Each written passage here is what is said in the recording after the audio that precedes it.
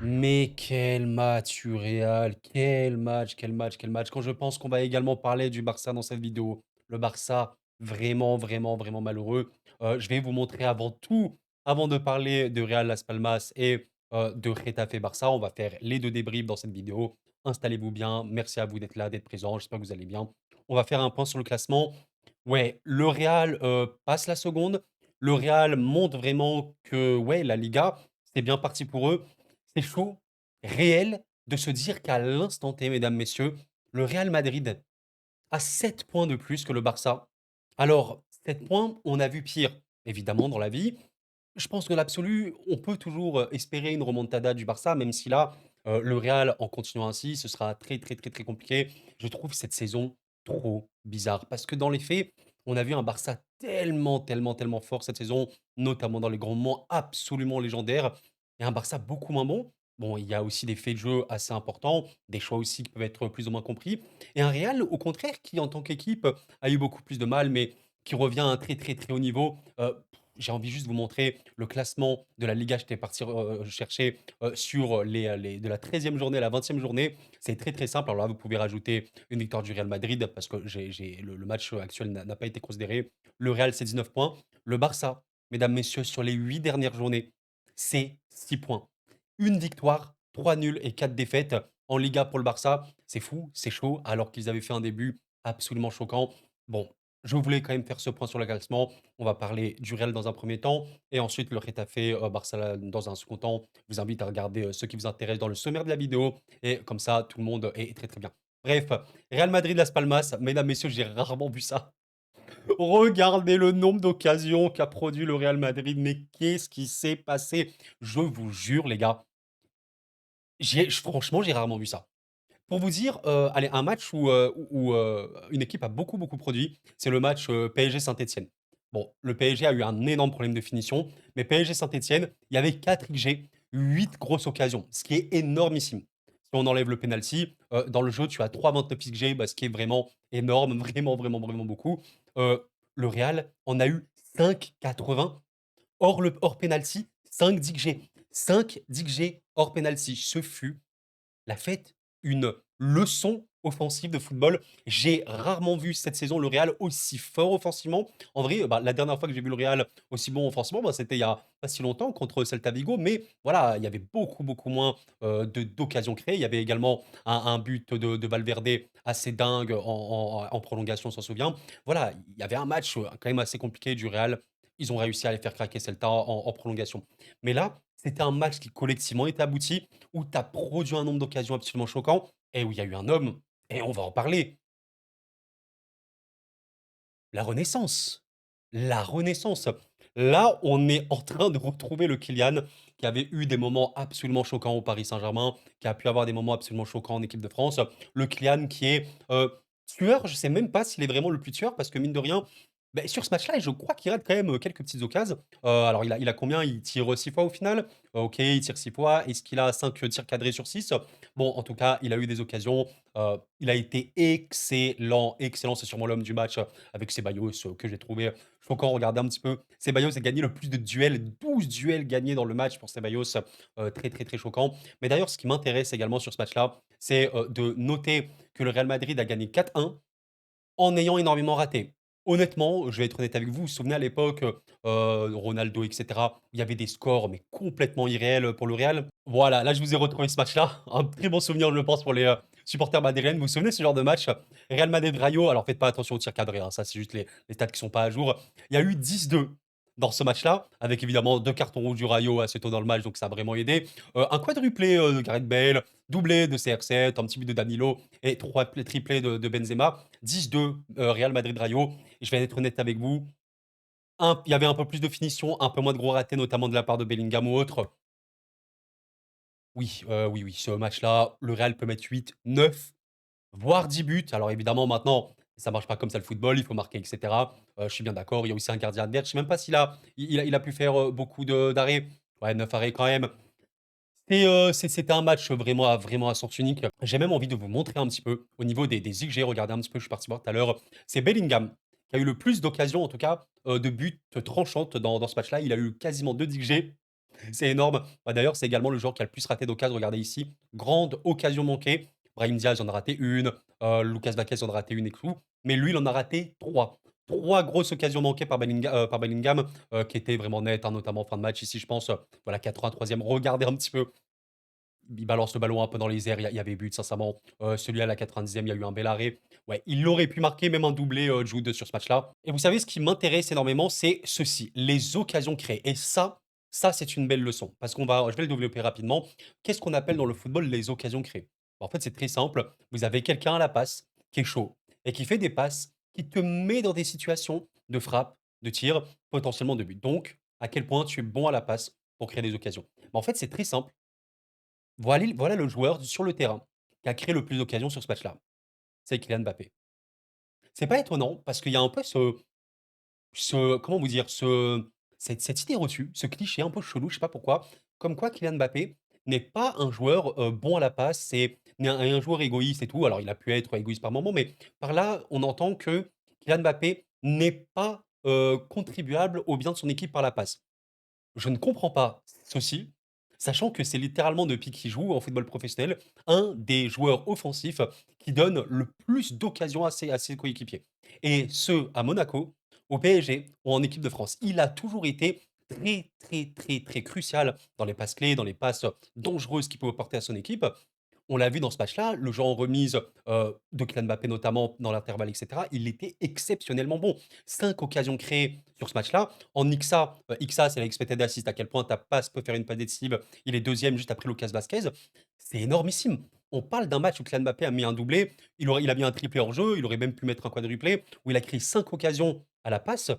C'est une perf quasiment 10 sur 10. Honnêtement, Kylian, je lui note 9 sur 10. Tu lui mets pas 10, allez, on va dire, parce que c'est Las Palmas en face, une équipe qui a quand même un peu du mal défensivement, mais tu as été énormissime. Et c'est pour ça que je pense qu'on est un peu biaisé vis-à-vis du regard de Kylian Mbappé, comme quoi c'est un joueur qui sait que courir vite et marquer. Pas du tout, pas du tout. Et regardez simplement la data, le joueur sait à peu près tout faire dans le registre offensif, sauf marquer de la tête, où il n'est pas vraiment le plus doué, le plus doué sur ce truc-là, mais jouer au dos au but, se retourner rapidement, être complètement de l'explosivité, avoir une forte finition, avoir une palette de frappe importante et tout. Enfin, il a à peu près tout, le gars. Donc, ouais, un match absolument dingue. Et là, on a vraiment une renaissance de Mbappé. C'est vraiment une dinguerie. Je vous montre un peu ce tableau de Datascout sur Twitter. Je vous invite à le follow. Kylian Mbappé, merci Mouloud Achour. Il a eu une interview dans Click par Mouloud Achour. On retrouve le génie français. Regardez un petit peu le Kylian en rouge. Ben, c'était avant l'interview. Ça qui est trop bizarre. Et en noir, c'est après l'interview. Kylian Mbappé, depuis cette interview-là, a vraiment, vraiment beaucoup, beaucoup plus de qualité dans tout. Regardez, plus de finition, plus d'occasions, plus de buts. Voilà. Il est vraiment, vraiment meilleur, même plus de dribbles réussis, même beaucoup, beaucoup plus. C'est fou quand même, moi, comme quoi on peut se dire, allez, la pression du Real Madrid, le temps d'adaptation, ça aussi c'est normal. C'est pour ça que dans l'absolu, ce que je disais quand on parlait de lui, il faut pas être trop, trop, trop, trop inquiet. Le problème du Real Madrid n'est pas un problème de joueurs individuels parce qu'ils ont les meilleurs joueurs du monde, mais plutôt un problème collectif. Bon, maintenant, c'est vraiment, vraiment, vraiment bien revenu. J'attends de voir le Real Madrid au plus haut niveau, hein, contre des équipes qui vont t'imposer un pressing de fou furieux, qui vont vraiment, vraiment te mettre dans une intensité choquante. À quel point tu peux résister. On a vu contre Dortmund, en première période, c'était compliqué. Contre l'AC Milan, c'était compliqué. Contre le Barça, ça a été compliqué. Donc on verra. On verra. Il faut un certain équilibre pour ce Real Madrid-là. Mais je pense qu'il y a de très, très bons motifs d'espoir au niveau de cette équipe-là, notamment au fait de Ceballos. Ceballos et Valverde, soyons très, très clairs, sont pour moi absolument fondamentales. Alors Valverde, il n'y a pas de doute. D'ailleurs, il met un but refusé pour hors-jeu qui est choquant. Valverde est peut-être, franchement peut-être, le milieu qui a la meilleure frappe du monde. Je ne comprends pas comment ce mec tire aussi bien au football. C'est choquant. C'est choquant. Donc, Valverde, avec tout le bagage qu'il a, potentiellement ce double pivot avec Ceballos peut faire beaucoup, beaucoup de bien.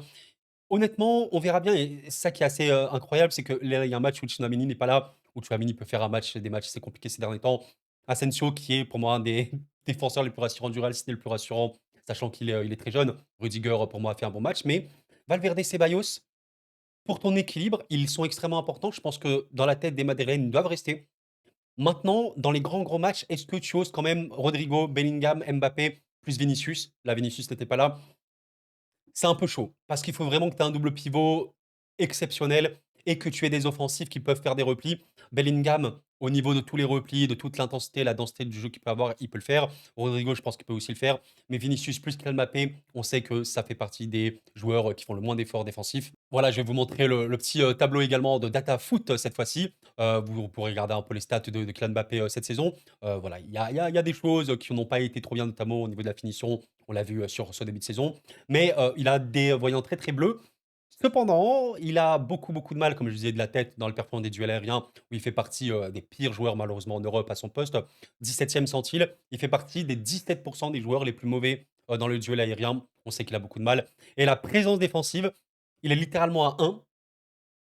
C'est le joueur qui fait le moins d'efforts défensifs. Donc, la question de l'équilibre, elle est absolument cruciale pour le Real Madrid. Quand tu affrontes des équipes comme Las Palmas, où tu peux les acculer, jouer comme ça, bon, il n'y a pas de problème. Mais dans les gros moments, eh ben, on attend de voir d'ailleurs la Ligue des Champions là pour le Real. Qu'est-ce qu'on a bientôt? On a Salzbourg, on a Brest.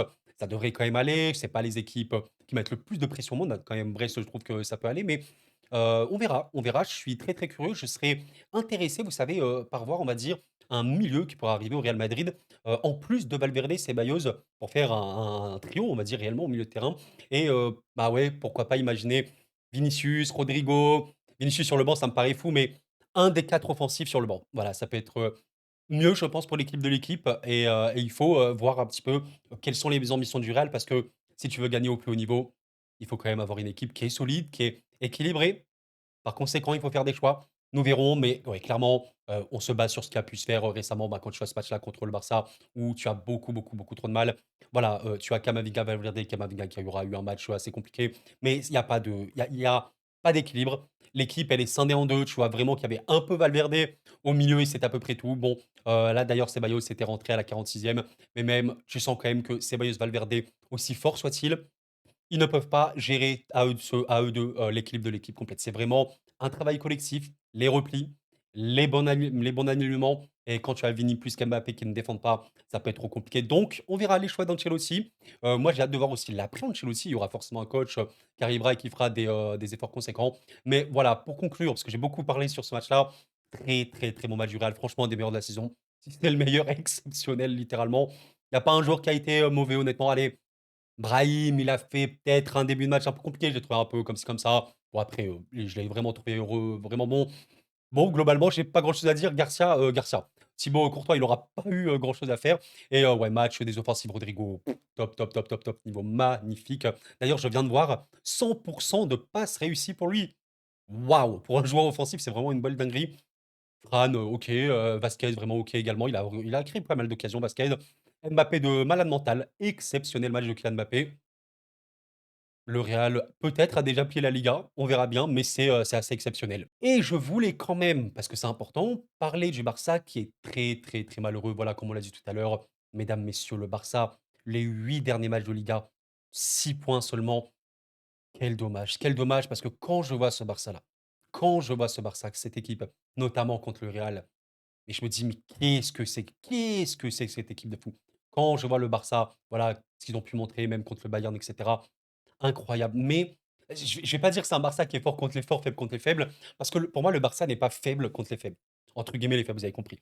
Quand vous prenez ce match-là contre Getafe, vous prenez la première période, qu'est-ce que j'en conclus? J'ai vu le match, hein, il y a pas de problème. Le match en première période du Barça, alors, on a vu une production plus importante. Je suis d'accord avec vous. Maintenant, je suis désolé, mais à un moment, il y a eu un match et il y a notamment eu un joueur, qu'on aime beaucoup ici, il y a pas de problème, qui prétend au Ballon d'or cette saison, qu'on nomme Rafinha. Soyons clairs, soyons clairs. Quand tu es en première période et tu rates une très, très grosse occasion à la 33e minute, ça fait mal. Mais pas que. Le Barça en première période, c'est 8 tirs. Bon, on dira: «Ouais, 8 tirs, c'est pas fou». Mais 5 grosses occasions. À un moment, le Barça sait générer des occasions. Et Flick, bah, quand il voit le match, il se dit quoi? Il va pas dire: «Ouais, mon équipe a été trop stérile, machin ou quoi». Alors OK, tu as eu une possession très, très, très, très large, voilà 80 littéralement. Tu as pas tiré énormément non plus, mais tu as eu 5 grosses occasions. Les gars, 5 grosses occasions, je suis la data, je suis les matchs et tout. En une période, c'est énorme. Enfin, je vous montre le match du Real Madrid qu'il y a eu contre Las Palmas. La première période du Real, ils en ont 5. 5 aussi. Des occasions énormes. Ils en ont raté 2. OK, le Barça, ils en ont eu 5, ils en ont raté 4.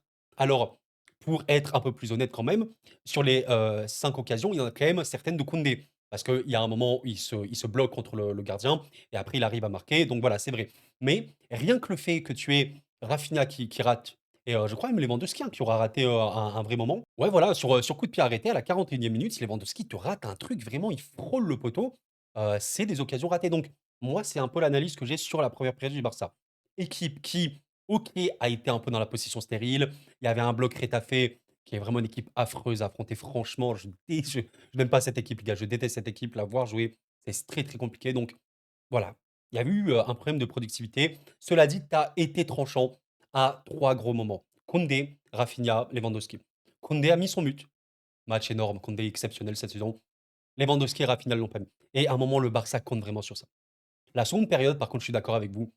Pendant que voilà, Getafe n'a pas vraiment existé en première, mais ils ont eu un contre, je crois, à un moment.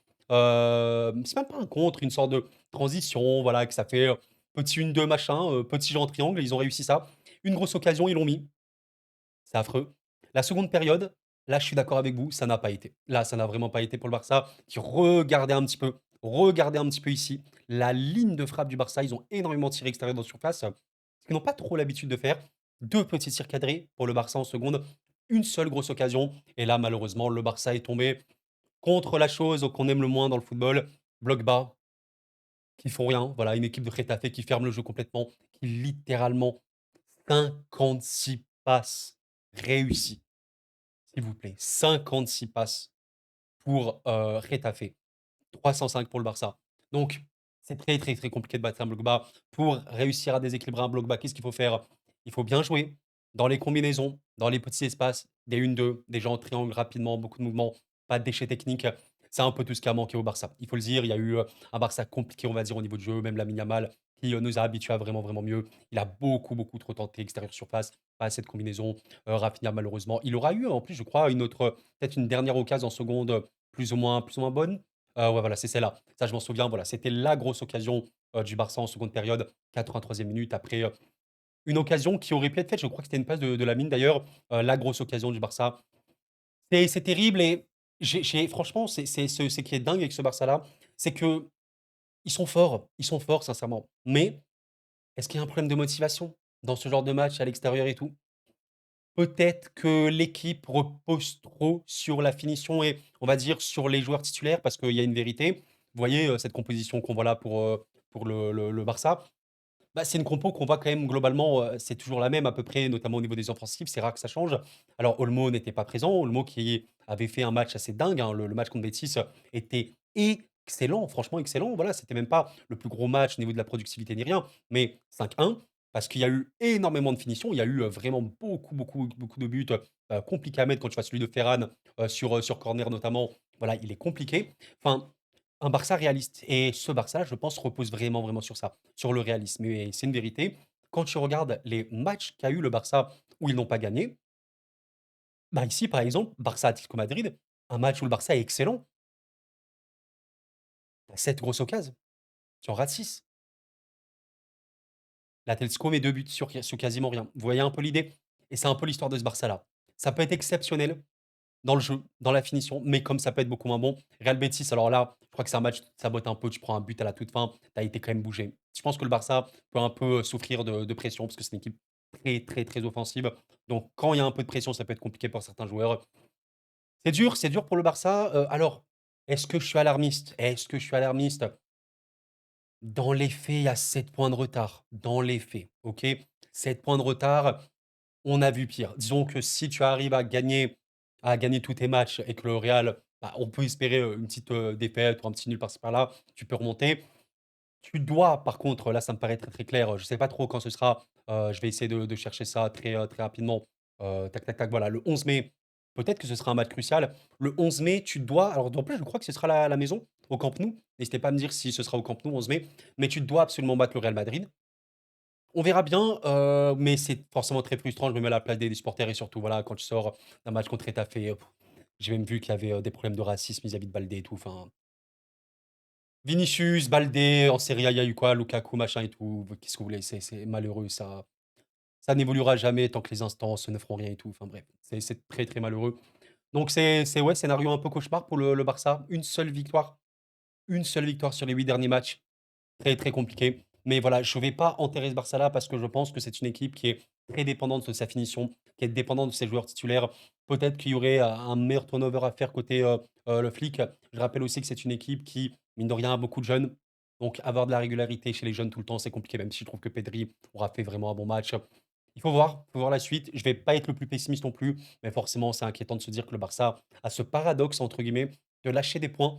Je vais pas dire bêtement, mais moi, j'ai la sensation qu'il y a beaucoup, beaucoup de matchs où le Barça ne doit pas perdre ou ne doit pas perdre des points dans ce match-là. Voilà. Osasuna, entre autres, machin et tout. Et c'est un peu frustrant pour eux. Et bien voilà, mes chers amis, c'est la fin de cette vidéo. J'espère vraiment que vous l'avez apprécié. Pensez au petit like. Vous savez que ça m'aide beaucoup. Qu'est-ce que vous en pensez de cette Liga? Elle est quand même bien. Il y a du suspense, malgré voilà, le fait qu'au début, on pensait que le Barça allait rouler. Il y a eu plus de mal. L'Atlético est quand même là. Il y a eu un match qu'ils n'ont pas réussi à gagner le dernier. 2 points de plus pour le Real sur l'Atlético, 7 points de plus sur le Barça. On verra bien, c'est loin d'être fini. Je peux comprendre qu'on peut se dire: «Allez, voilà, on est à la 20e journée, machin et tout». Attention, attention les gars, il y a une saison qui est encore longue. On verra bien ce qu'il en sera, mais ce sera forcément très, très excitant. Merci d'avoir suivi la vidéo les amis, c'était cool, prenez soin de vous et la paix sur vous.